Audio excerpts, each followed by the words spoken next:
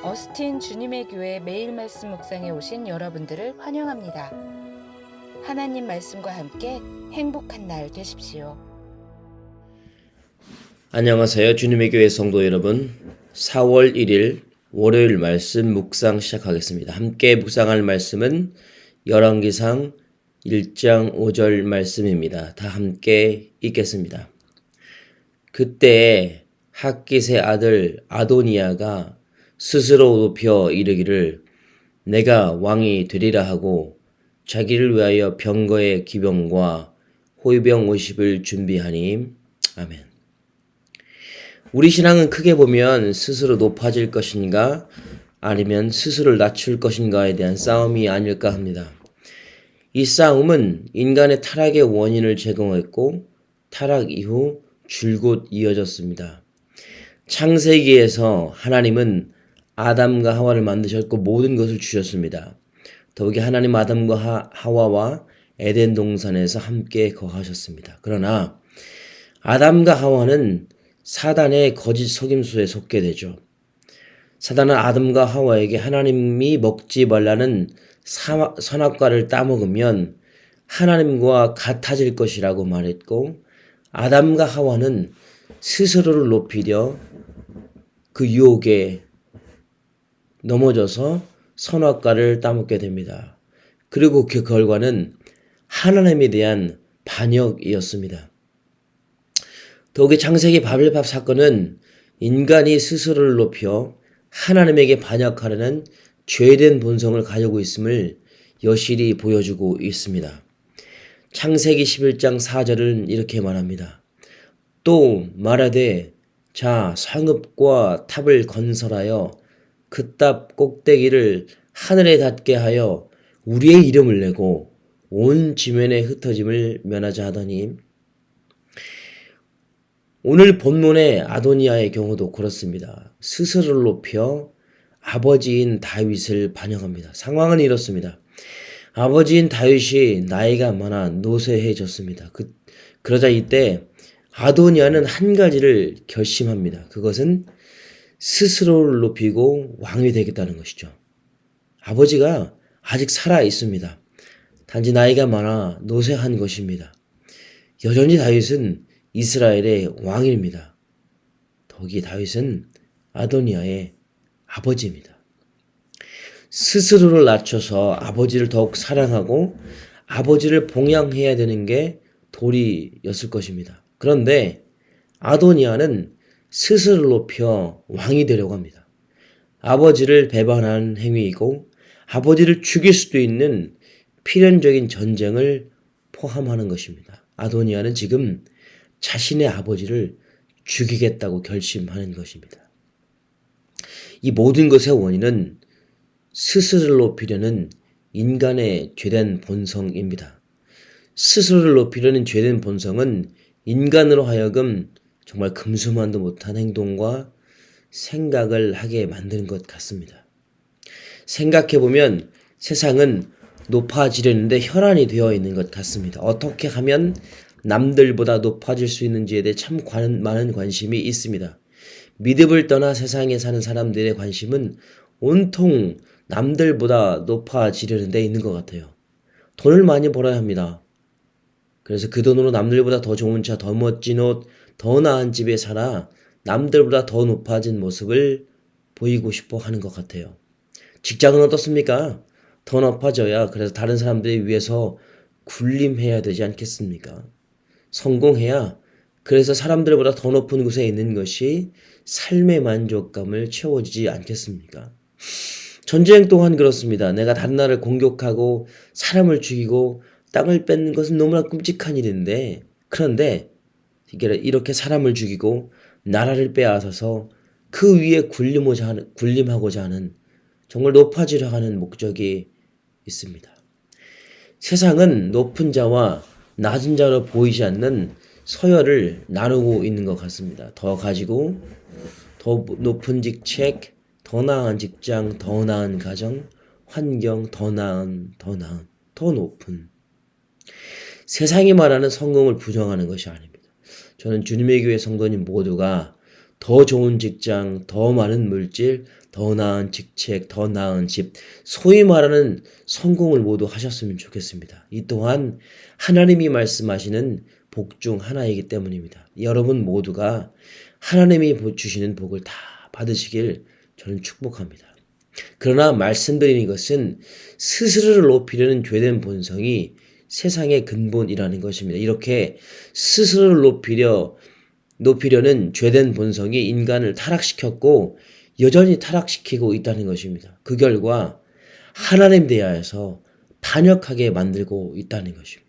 그렇게 우리는 스스로를 높이기 위한 목적으로 더 높아지고 더 가지고 더 누리고 더 나은 집을 소유하려 해서는 안 된다는 것입니다. 그 결과는 하나님에 대한 반역이기 때문에 그렇습니다. 성경은 말합니다. 마태복음 23장 12절입니다. 누구든지 자기를 높이는 자는 낮아지고 누구든지 자기를 낮추는 자는 높아지리라. 아멘. 신앙의 눈과 세상의 눈은 정반대의 길을 바라보고 있다는 것을 기억해야 합니다.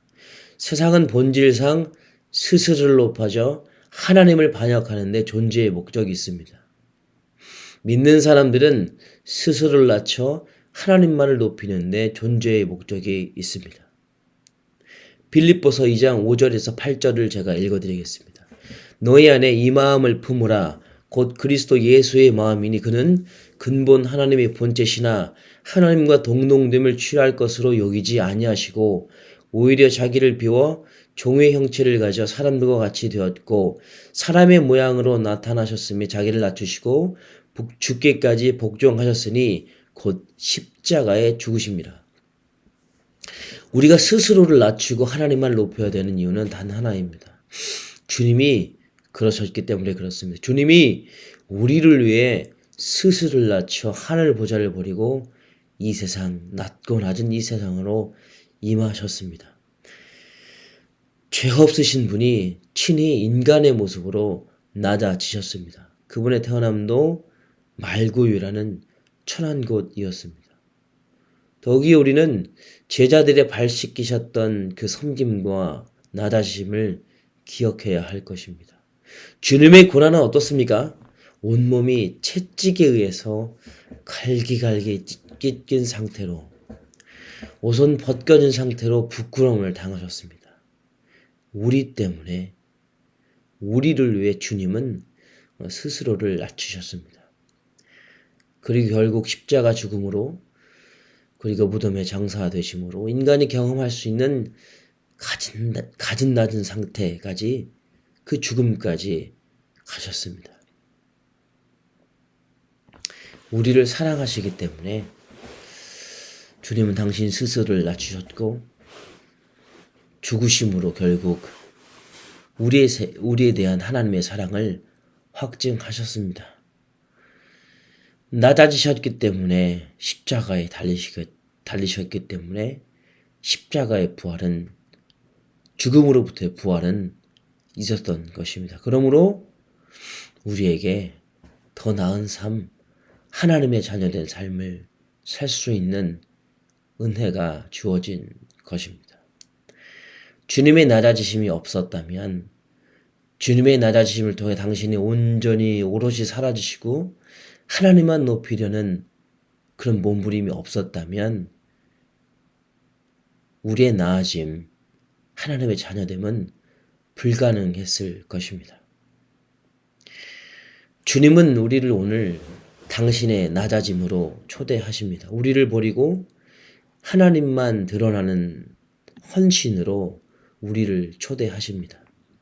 그래야 나를 통해서 내가 아닌 하나님이 드러나기 때문입니다. 그 결과 누군가 나를 통해 드러난 하나님을 보고 그 많은 사람들이 하나님을 경험할 수 있기 때문에 그렇습니다.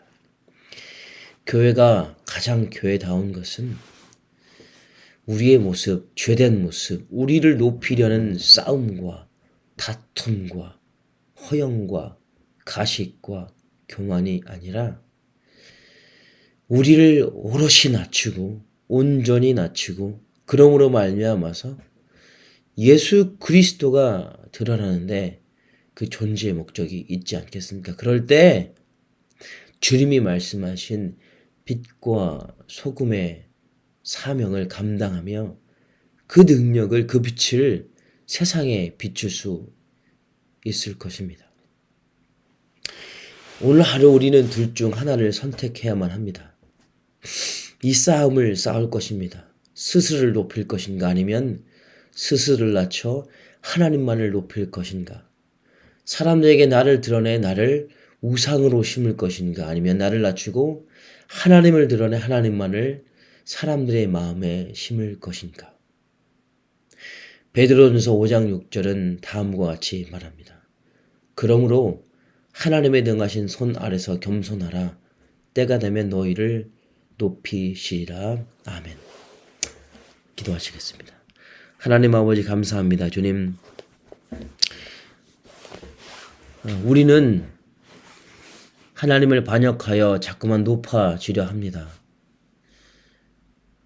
아담과 하와의 타락도 그랬고 그 후에 인류 역사는 항상 하나님에 대항하여서 스스로를 높이려는 역사였습니다. 그래서 그렇게 주님이 스스로를 낮추시며 이 땅에 오셨고 하나님의 사랑을 십자가 죽음에서 확증하셨습니다. 하나님, 주님의 낮아지심을 우리가 담길 원합니다. 오늘 하루 삶 가운데서 우리가 사라지고 우리가 낮아지고 하나님이 드러나고 하나님만이 높임받는 삶이 되길 소망합니다.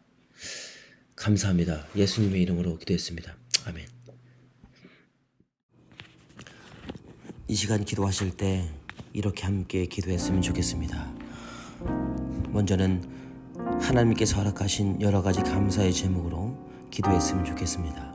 가정, 교회, 생업, 학업, 건강 등 그리고 여러 가지 삶의 기회들을 허락하신 하나님께 감사하며 기도했으면 좋겠습니다. 그리고 두 번째로 한 주간 예수의 흔적 있는 삶을 살도록 함께 기도했으면 좋겠습니다.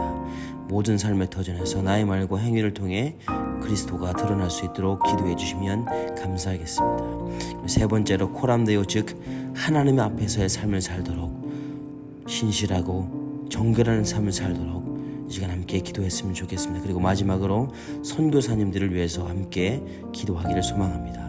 전은주 태국 선교사님, 임도마 아프간 선교사님, 김창현 브라질 선교사님들을 위해서 함께 주님의 이름으로 기도하기를 소망합니다. 함께 기도하시겠습니다.